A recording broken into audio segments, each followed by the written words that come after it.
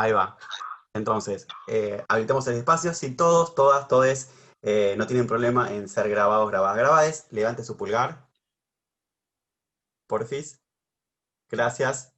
Así que, dado este consentimiento, No tengo activada la cámara, pero puedo decir que no me gané. Yo no tengo dale, genial. activada la cámara, Gracias. pero puedo decir que no me gané.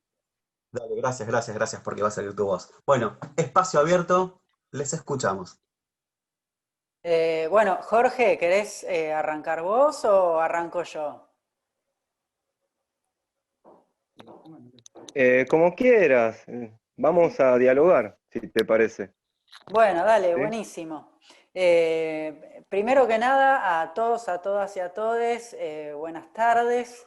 Estoy volviendo al aula después de mucho tiempo, de manera virtual, así que bueno, es un gustazo, un re placer estar en esta jornada de ESI, porque además, y para ir entrando en la pregunta que me hizo Andrea, a quien le agradezco especialmente por el contacto, por la paciencia, por la gestión.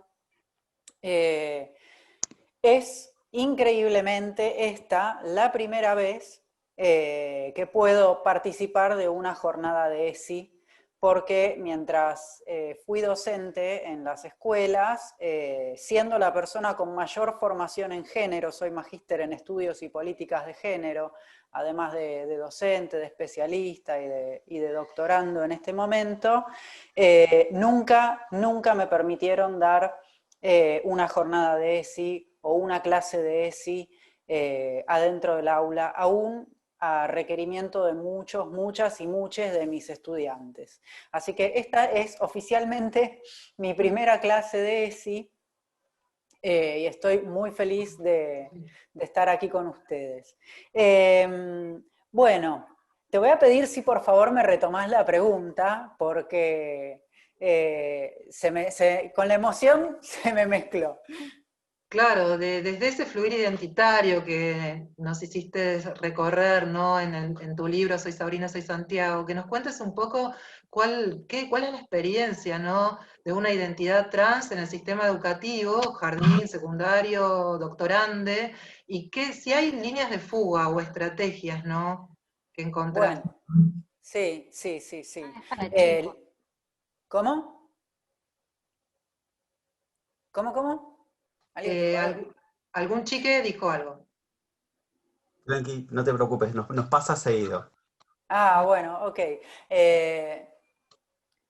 Bueno, líneas de fuga siempre hay, ¿no? Siempre hay. Digo, hay algo en las didácticas que se llama currículum oculto, que para quienes no saben lo que significa, es aquello que aún cuando no está escrito en el programa, en la planificación de los docentes y tal, ocurre adentro del aula. Yo creo que el currículum oculto es una muy buena línea de fuga. Este aquí que lo que me preguntabas, y hablando de líneas de fuga y de currículum oculto, se me vino a la cabeza una anécdota.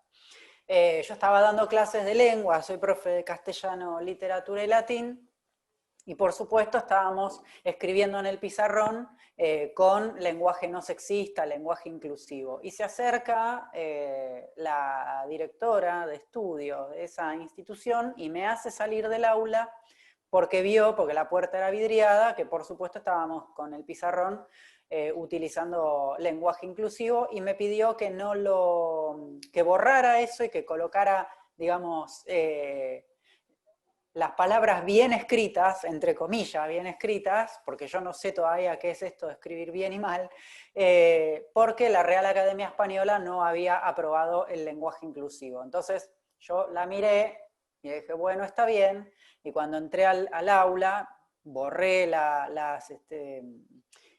marcas del lenguaje inclusivo, y cuando los estudiantes me preguntaron por qué lo hacía, les conté la verdad, porque no les voy a mentir tampoco, y ahí les expliqué lo que era el currículum oculto. Y les dije, bueno, ahora vamos a aplicar esto que se llama currículum oculto, es decir, que en el pizarrón vamos a escribir como dice la Real Academia Española, y adentro del aula vamos a hablar como nosotros, como nosotras o nosotres querramos. De todos modos, ahí me están haciendo la salvedad de que sí lo aprobaron, pero que se use con moderación. Yo ahora les hago una pregunta a ustedes, porque también vengo acá a aprender, ¿no? ¿Qué es esto de usar con moderación un lenguaje o no? Porque imagínense si para el lenguaje binario, ¿no? O el lenguaje tradicional, nos pidieran lo mismo. ¿Qué es esto de usar con moderación el lenguaje tradicional y qué sería esto de usar con moderación el inclusivo? Y por otro lado, decir lo siguiente.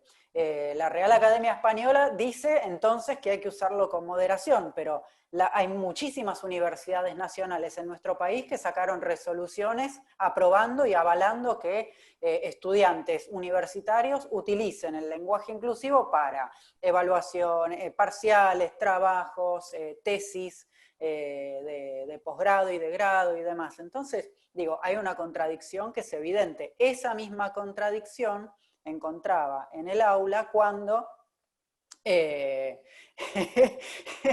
puede ser. Habría que ver si nos emborracháramos del lenguaje inclusivo, ¿qué pasaría? Por ahí viviríamos en una sociedad un poco más justa.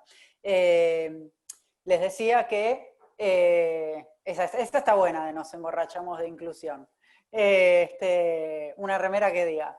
Y bueno, les decía, a colación de todas estas cuestiones contradictorias con las que me encontré cuando me visibilicé como una persona trans, ¿no? Porque, digo, así como hay estudiantes trans, travestis y no binarias, también hay personas que transicionamos en la vida más adulta, ¿no? Por varios motivos. Yo creo que uno de los motivos es que, bueno, no vivimos nuestras adolescencias o nuestras infancias en la época en la que ustedes, por suerte, las están viviendo, ¿no? Y entonces había muchas cosas que no sabíamos o que de repente nos pasaba, pero que no les podíamos poner nombre. Yo tardé muchos años, ¿no? En poder ponerle nombre y también en poder hacerme cargo, porque no fue una... no ha sido fácil para mí, no ha sido fácil, pero lo gracioso fue que cuando me visibilicé como persona trans en las instituciones escolares, el mayor respeto y la mayor consideración yo no la tuve de les adultos, yo la tuve de les estudiantes. Fueron les estudiantes quienes vinieron y me dijeron, profe, ¿cómo querés que te digamos? Sasa, profesor, ¿con qué pronombres querés que te tratemos? De modo que, digo, cuando hablamos de la ESI y de darles la ESI a les chiques y que está buenísimo darle ESI a las chiques porque por supuesto que habilita el canal de diálogo y que es importantísimo, importantísimo, pero a mí me gustaría decir que, bueno, en tanto siga habiendo prejuicios y demás, la ESI principalmente la tendríamos que tomar como clases les adultes, ¿no? Porque... la discriminación y digamos, la segregación que a mí me tocó vivir después de haberme visibilizado como persona trans, yo no la tuve de parte de los estudiantes, yo la tuve de parte de colegas profesionales de la educación, ¿no?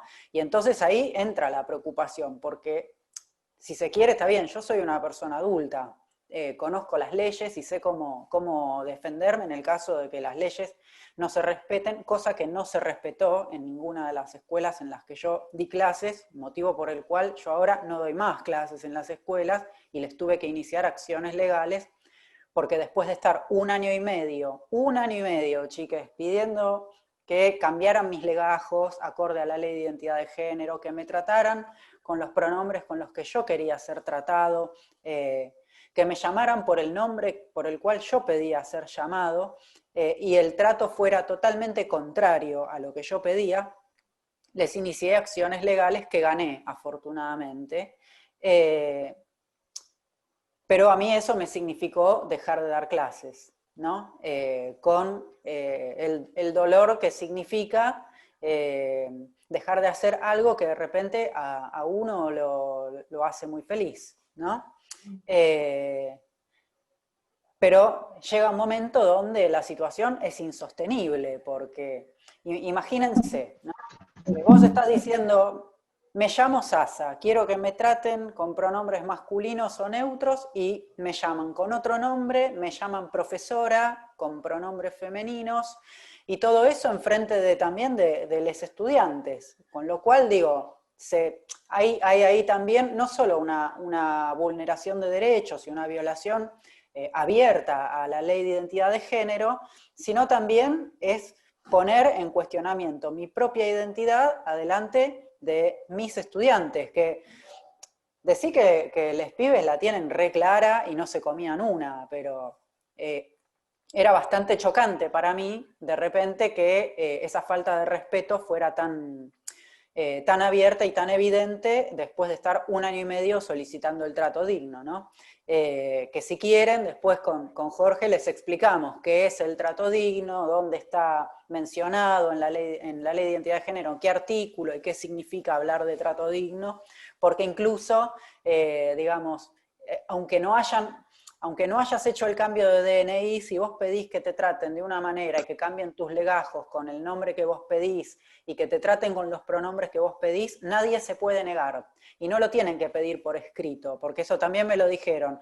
Profesora, me dijeron con A, ¿por qué no pide por escrito que la traten como usted quiere que la traten? Y yo me quedé mirando al directivo de turno y le dije, yo no tengo que pedir nada por escrito, pero imagínense, digo, tanto a les chiques como a les profes y quienes estén hoy aquí presentes, ¿no? Qué difícil es ir a dar clases todos los días en un lugar donde se te falta constantemente el respeto por tu identidad de género, simplemente por tu identidad de género, simplemente por decir yo soy esta persona y quiero que me traten de esta manera, no por otra cosa. Imagínense si a mí, siendo adulto, me dolía y me llevó a dejar de dar clases, lo difícil que debe de ser para una infancia o para una adolescencia que de repente por ahí no conoce todas las leyes o no tiene la suerte de tener una familia que acompañe el proceso de transición, lo difícil que es terminar de estudiar en una escuela primaria o en una escuela secundaria. ¿Qué es lo que ocurre? Algo muy triste, que es la deserción escolar. Y esa persona no puede terminar a tiempo la escuela, con lo cual después conseguir laburo les cuesta el triple, porque si hoy en día con un secundario muchas veces no alcanza para conseguir un buen laburo que cada vez te exigen un currículum más grande y que seas cada vez más joven, o sea, una cosa completamente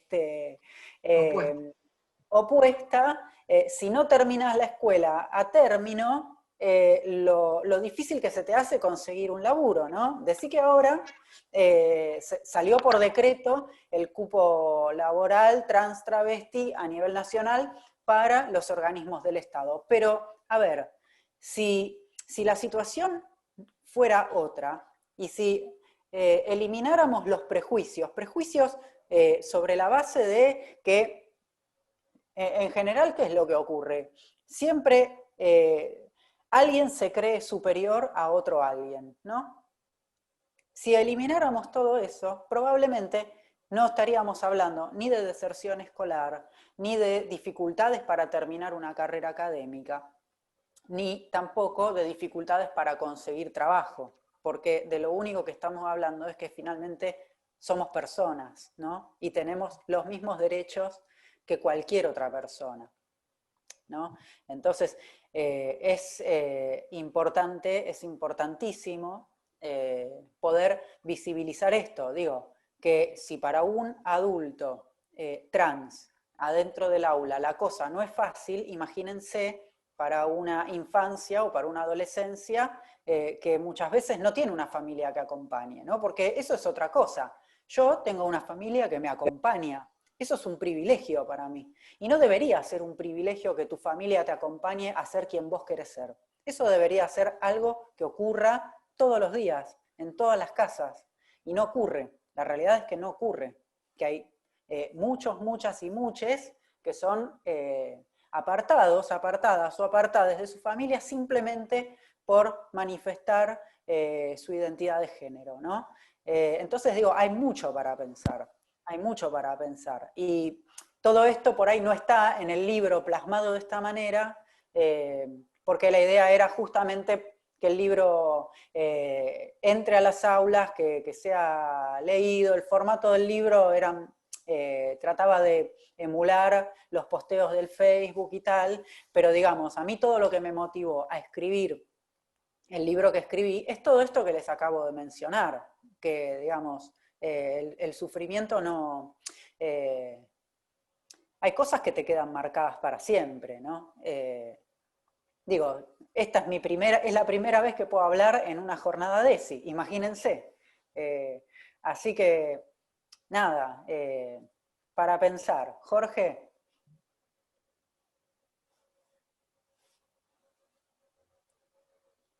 Sí, muy, muy interesante y me atraviesa en lo personal tu historia, siendo un papá de una masculinidad trans. Venía pensando un poco en todo lo que decías y un poco la consigna que me habían tirado a mí para que podamos desarrollar esto de que existe una idea de que hay cuerpos equivocados. Obviamente esto claramente no es así, no hay cuerpos equivocados. La cuestión está en pensar de dónde viene esta idea que asegura exactamente que los cuerpos son equivocados. Hay un entramado social, cultural, científico incluso, que nos atraviesa y nos lleva a sostener en nuestras prácticas y en nuestras ideas incluso, que es una idea acertada esta. Pero para entender un poco más o menos este entramado, de dónde viene esta idea, vamos a lo personal, voy a ir a lo personal. Por ejemplo, desde una pregunta tan sencilla, ¿no? Desde ¿quién soy? Yo, ¿quién soy? Ese quién soy yo está determinado por otras personas que estuvieron antes que yo. Cuando yo digo yo soy Jorge, yo no sé si soy Jorge. En realidad, el nombre que yo tengo, el nombre que me pusieron, que yo creo mi nombre propio, es lo menos propio que tengo en mi vida, porque mi nombre me lo puso mi vieja y el apellido lo heredé de mi padre.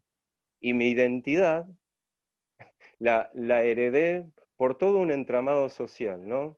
Antes de que yo naciera, a mi mamá le hicieron una ecografía y le dijeron que tenía un pene, y entonces voy a ser un varón cis, ¿no? En mi vida, cuando me crucé con la experiencia de mi hijo, me llevó a repensar todas estas cuestiones, ¿no? ¿Quién sería yo hoy en día si me hubiese desarrollado con total libertad? Si la sociedad no hubiera determinado quién debía de ser yo. Entonces, que haya cuerpos equivocados responde a una lógica que está basada en ciertos estereotipos de personas que están reguladas por una idea que se ha naturalizado a través del tiempo y de la historia, de que las personas debemos de responder a ciertos como moldes, ¿no? Tenemos moldes que responder. Pero acá no solamente entran las personas travestis y trans en esta lógica de cuerpos equivocados, sino que también entran las personas gordas, flacas, las personas con capacidades diferentes, las personas afro, las personas marrones, ¿no? Que tenemos que responder a cierta lógica que incluso está vinculada al capitalismo mismo, ¿no? Que el capitalismo objetiviza a las personas y terminamos siendo cosas que no nacimos para hacer eso. Nunca vamos a saber en realidad para qué nacimos, lo vamos a ir descubriendo en el devenir de la vida, ¿no? Hablar de cuerpos equivocados, la persona que sostiene eso está ejerciendo violencia concretamente, porque si vos me negás mi corporalidad, yo experimento mi vida, mi experiencia se basa en la relación que yo tengo con el afuera, con mi corporalidad, con mi razonamiento y con mis emociones. Si vos negás mi corporalidad, está negando mi derecho a una existencia digna, a una identidad. Eso por un lado. ¿De dónde viene toda esta violencia? Viene de la ciencia, obviamente también, porque esta idea de que existen cuerpos que responden a una norma, también viene de lo que nosotros creemos que son las disciplinas científicas, como que la ciencia no tiene maldad, ¿no? Una gran falacia, porque en realidad en la ciencia también es un espacio de poder en disputa, donde justamente esa disputa se lleva a cabo para sostener discursos hegemónicos que regulan la vida de todas las personas en esta sociedad. ¿De dónde viene esto? Obviamente de la ciencia, pero también hay una cuestión moralizante o religiosa. Me decía que estuvo Marlene la otra vez acá en los encuentros que tuvieron. Marlene habla un poco sobre las corporalidades y las identidades antes de la conquista y la colonización, ¿no? En América, por ejemplo, en América del Norte, había en realidad porque han sido avasallados, ¿no?, por la conquista y el colonialismo, donde reconocían distintas identidades.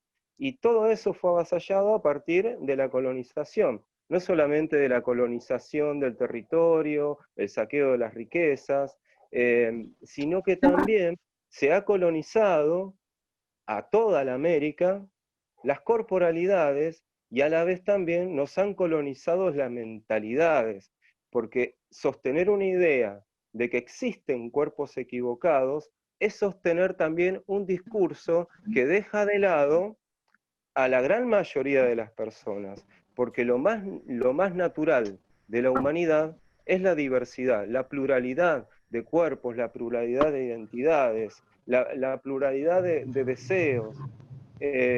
Lo más natural es eso. ¿Y por qué se sostiene? Porque se sostienen los discursos, porque se sostienen las prácticas.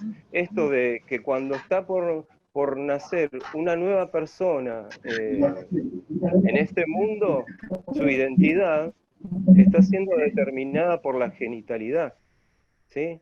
¿Cuántas personas tenemos cercanas que cuando están esperando a un bebé, ya le están primero poniéndole el nombre por su genitalidad?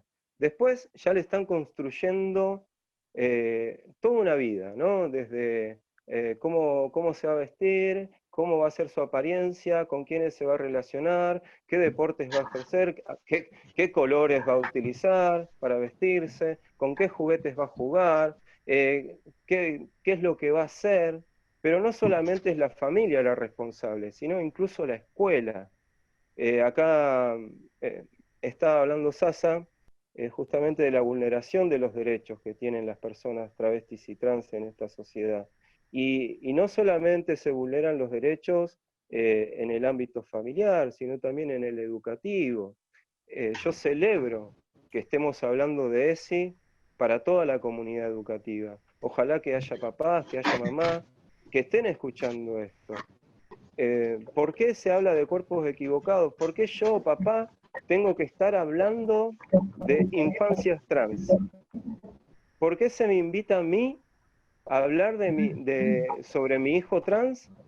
¿Y por qué no se me invita a mí para hablar de mi hijo hetero? Tengo 2 hijos. Nunca me han invitado para dar ninguna charla sobre infancias heterosis. A Sasa le invitaron, perdón, por su condición de persona trans. Pero las personas heteros, ¿por qué no están dando charlas? un buen punto, porque las personas heteros son representan un sector privilegiado de esta sociedad. Nosotros en la Asociación Infancias Libres decimos, lo que no se nombra no existe. Esto de hablar de no visibilizar las identidades travestis y trans. Pero a lo que no se nombra no existe, también les agregamos, lo que sí se nombra, sí existe, y a la vez sigue manteniendo sus privilegios. Vivimos en un mundo capitalista y patriarcal, donde el capitalismo nos condiciona una vida mercantilizada, muchas veces de consumos innecesarios, donde objetiviza los cuerpos, y el patriarcado normaliza relaciones de poder entre las distintas personas, relaciones de poder obviamente asimétricas, y eso se sostiene a través de distintas prácticas, a través de la cultura. ¿Alguna pregunta? Estoy leyendo. Si alguien tiene alguna pregunta. Bien, continúo entonces. ¿Quisieran decir una pregunta? Pueden hacerlo. Recuerden que para preguntar, desmuten, digan, hola, yo soy tal persona de tal curso y pregunto esto. Bien, binarismo. Ay, no alcancé a leer. No, tampoco. No les puedo garantizar mi lectura porque realmente mis recursos son muy limitados. Muy limitados. A ver, voy al chat. Dice binarismo y aromanticidad. Si podríamos hablar sobre binarismo y aromanticidad. Bueno, viene bien la pregunta. Podemos retomar un poco lo que dice Marlene, esto de la conquista de los cuerpos y también de las almas y las mentes. No existía el binario social en la mayoría de las sociedades. Esto es algo impuesto, tal vez Sasa pueda explayarse un poco mejor. Es una lógica sostenida en el biologicismo, un poco. Te doy la palabra, Sasa, así no me extiendo tanto yo hablando, si te parece. Bueno, a ver, si ustedes lo que quieren es hablar de binarismo, bueno, se puede decir un montón en torno del binarismo. En primer lugar, que sobre la base del binarismo y de la biología también, ¿no? ¿Qué es binarismo? La palabra binario significa... ¿cuál fue la persona? Ok. Cuando vamos primero con el binarismo y después vamos con la otra, así nos vamos ordenando, si les parece. Cuando hablamos de binarismo, la palabra binarismo, o cuando hablamos de binario, hablamos de dos, ¿sí? Y cuando hablamos de binarismo en identidad de género o en cuestiones de sexogénero, nos estamos refiriendo a esta concordancia, ¿no? que pareciera existir, y digo pareciera porque en realidad nada está dado, sino que todo está construido, exactamente, géneros binarios, hombre-mujer, pero, hete aquí lo siguiente, no es solamente géneros binarios, hombre-mujer, porque no es lo mismo un hombre cis que una masculinidad trans, un varón trans, un hombre trans, o una persona no binaria, una mujer cis, que una feminidad trans, una mujer trans, una compañera travesti, no es lo mismo, son todas identidades diferentes. Ahora, ¿qué es lo que pasa? Cuando la biología, ¿no? La biología, y hay algo que se llama modelo médico hegemónico, ¿no? Que tiene que ver un poco con lo que Jorge mencionaba de, bueno, la ciencia como portadora de una verdad única, ¿no? Digo, en este caso nos vamos a referir a la ciencia médica o a las ciencias médicas, ¿no? Porque bueno, además del sistema binario en la relación de sexo-género, también es binaria la división entre ciencias duras y ciencias blandas, ¿no? Pero el caso de la medicina, digamos, cuando hablamos del modelo médico hegemónico, hablamos de una construcción de la medicina como portadora de una verdad que es indiscutible, ¿no? Y sobre la base del modelo médico hegemónico ocurren diversos tipos de violencias. La violencia obstétrica, por ejemplo, bueno, justamente la violencia que sufrimos las personas trans cuando no se nos quiere reconocer nuestra identidad sobre la base de, bueno, qué genitales tenemos o no tenemos, ¿no? Y sobre la base también de esa observación externa de nuestros genitales al momento de nacimiento es que, digamos, las identidades y los sexogéneros se dividieron en dos: varones cis y mujeres cis, ¿no? Sin embargo, esta división binaria invisibilizó a las personas intersex. ¿Saben lo que es una persona intersex?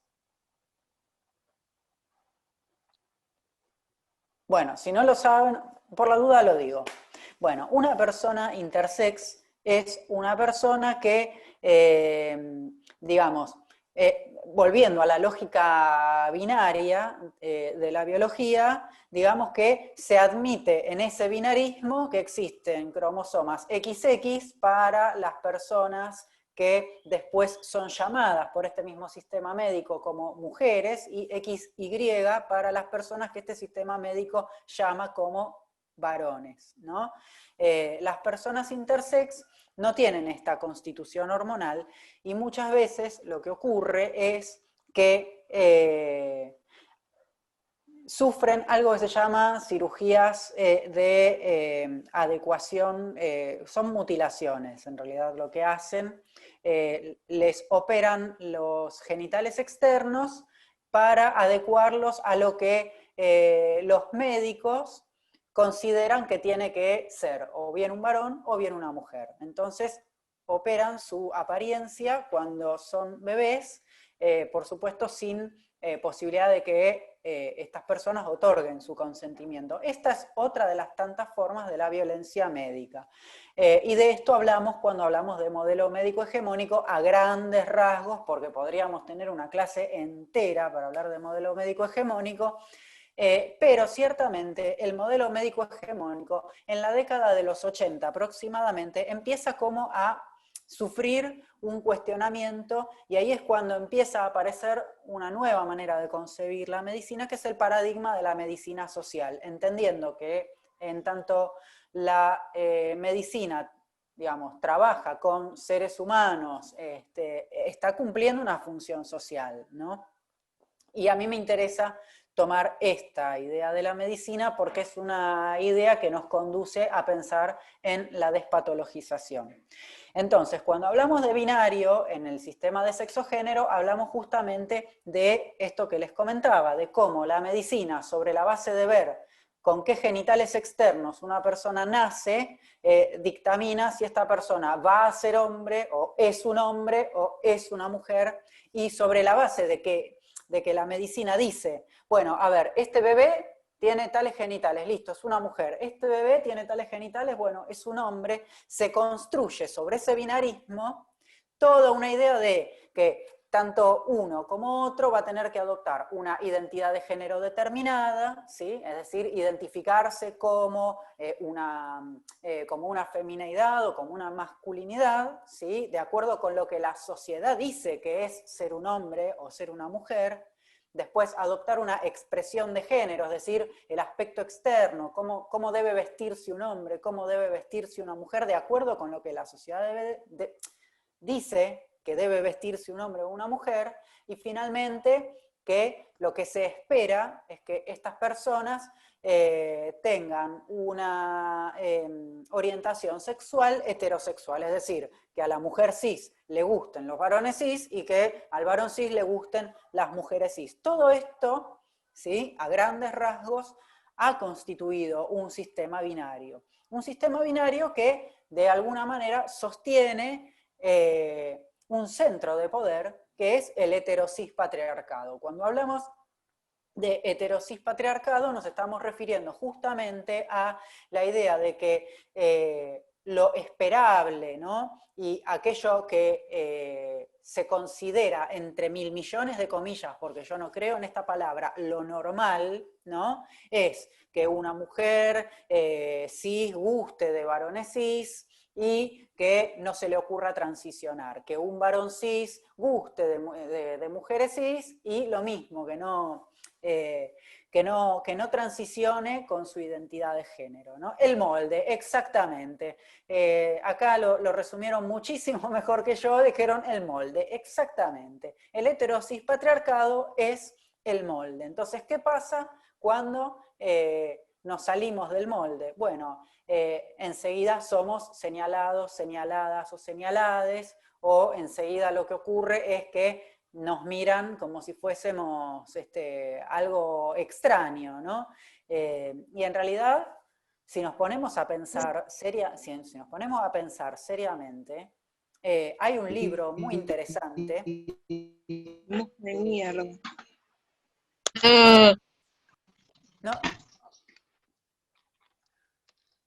¿Cómo? No escucho. Ahora después leemos, no te preocupes, para retomar. Ok. Hay un libro muy interesante de Gerda Lerner que se llama La creación del patriarcado, y ahí Lerner sostiene, ¿no? Esto sobre todo para las clases de historia, les voy a tirar un tip. Lerner sostiene que la historia, ¿sí? Como disciplina, como la materia que estudiamos en la escuela, es una disciplina que originalmente fue llevada adelante por varones, ¿no? Y por supuesto varones de clase alta, porque en la época en la que se empezó a escribir la historia, ¿no? Si yo pienso en el paradigma europeo occidental, me voy a la antigua Grecia. En la antigua Grecia estudiaban solamente las personas llamadas ciudadanos, ¿no? Mujeres, niños y esclavos no eran considerados ciudadanos.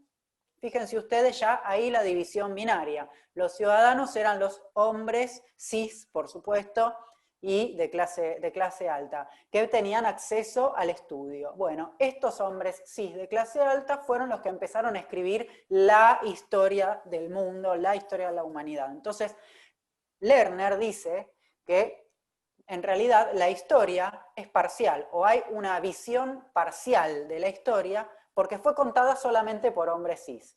Que cuando las mujeres cis, en realidad yo le agrego el cis porque en el libro no se menciona esto, si es cis o trans, que cuando las mujeres toman conciencia y asumen que la historia fue contada de manera parcial, comienza a haber un revisionismo. Bueno, yo le agrego, y les invito a ustedes a pensar conmigo, y que me ayuden a pensar a mí también, de, bueno, ¿qué pasa cuando las personas trans, travestis y no binarias nos damos cuenta de que al final la historia seguía siendo binaria, ¿no? Bueno, ahí yo iba con mi punto de vista.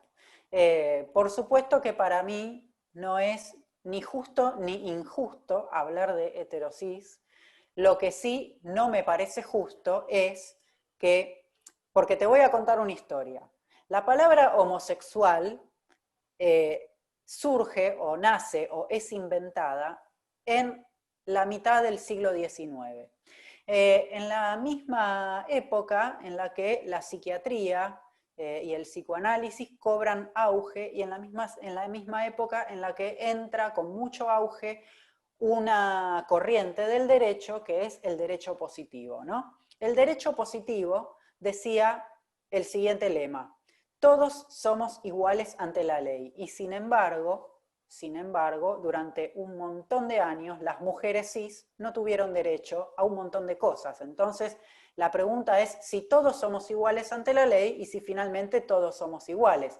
Yo creo que no somos todos iguales, lo cual no quiere decir que esté mal. A mí, al contrario, me parece que está buenísima la diversidad y que está buenísimo que no seamos justamente ni todos, ni todas, ni todes iguales. No creo que sea injusto el heterosis patriarcado, no me interesa condenar la heterosexualidad, no me interesa condenar a las personas cisgénero. Lo que sí me interesa es pensar y que pensemos todos, todas y todes en un mundo más justo. Porque así como la heterosexualidad no está mal, porque no está mal, digo, cada uno, cada una o cada una puede gustar de quien quiera, ni el lesbianismo está mal, ni la homosexualidad masculina está mal, ni ser trans está mal, ni ser travesti está mal, ni ser no binaria está mal. El hecho es que durante muchos años, muchísimos años, y todavía hoy ocurre,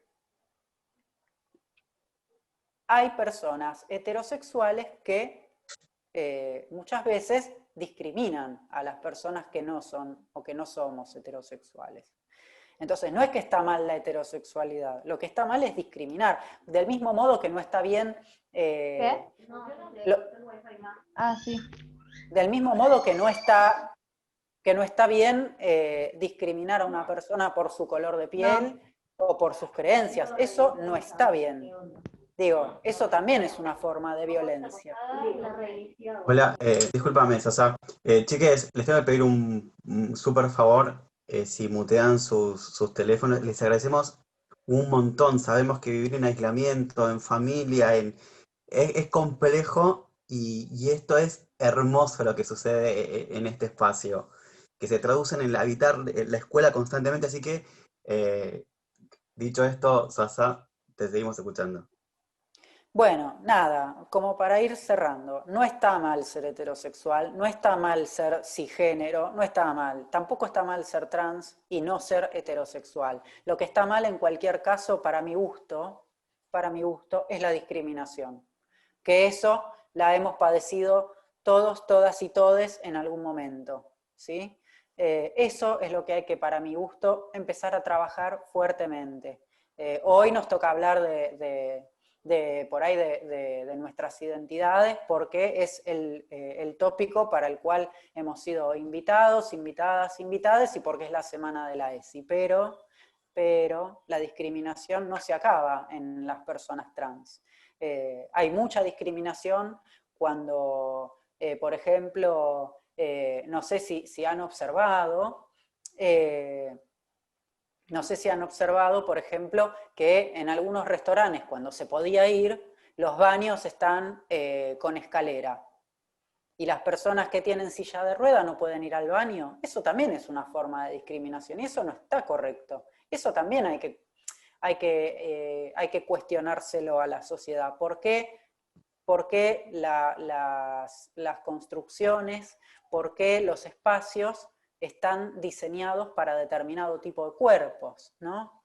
¿Por qué la ropa, tiene determinados talles y no tiene otros talles, ¿no? Entonces hay una lógica de discriminación que hace que se construya una idea de cuerpo hegemónico, de capacitismo, de identidades hegemónicas, ¿no? De sexualidad hegemónica, que construyen toda una serie de discriminaciones. Entonces no es que ser heterosis está mal, para nada, no está mal ser heterosis. Lo que no está bien es la discriminación y la violencia.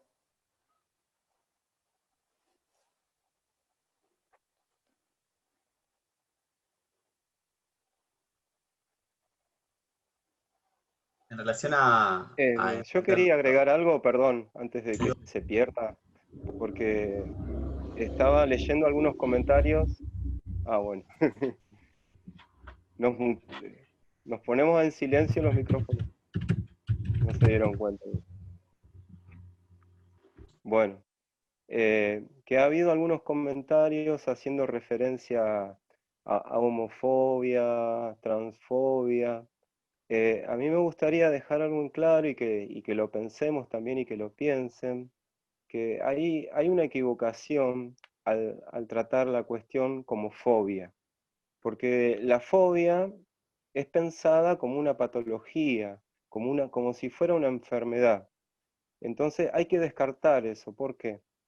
Porque si no se entiende esta posición como algo violento, como algo que perjudica la vida de las demás personas, no hay responsables. Si patologizamos, si decimos que la fobia y entendemos la fobia como una enfermedad, no se ve la cuestión de hecho, que es un acto de violencia. Ahí como dijo un compañero recién en el comentario. ¿Por qué tenemos que pensar esto como un acto de odio y de violencia?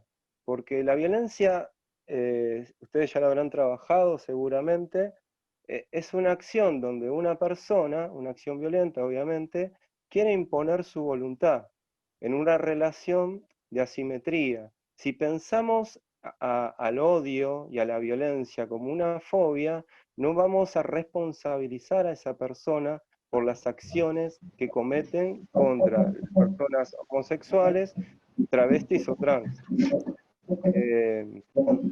Y yo, otra cosa que estaba pensando, que con lo que decía Sasa, muy interesante, que también nos atraviesa a las familias de infancias libres con respecto a nuestros hijos, es la cuestión del binario, porque las infancias travestis y trans se expresan en discordia a esta identidad impuesta al nacer, ¿no?